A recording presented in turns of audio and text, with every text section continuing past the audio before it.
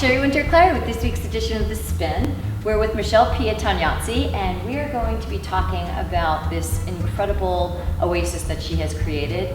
I call her a lifestyle guru, if you will. Tell me about your inspiration for Casa Rustica.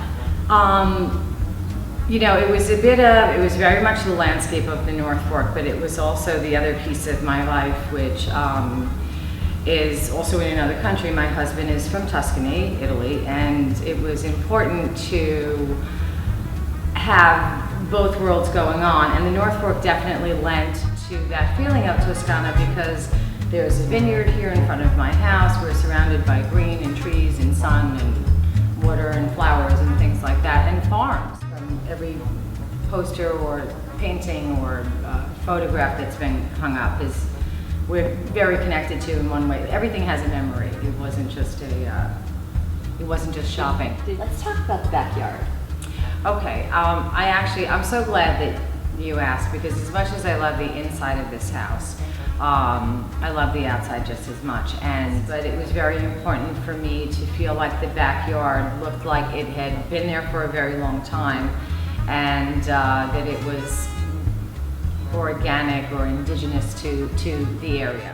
Living in the city all the time and not really, looking out your window and really ever seeing anything green or that's not, obstructed by, cars and traffic and people and all of the other elements of being in Manhattan, I really wanted to see a lot of grass.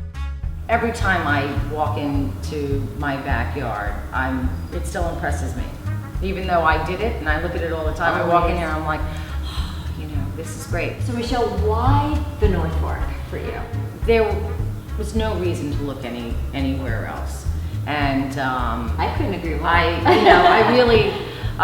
People are like, oh, the North Fork, where is that? And I'm like, it's not the Hamptons, and it's kind of my answer. So this is the Lower Den area, and I really thought that because the living room is so much of, I feel like it's mine. My husband calls it the museum. It's not a museum. I sit in it all the time. No, you guys actually live in the space.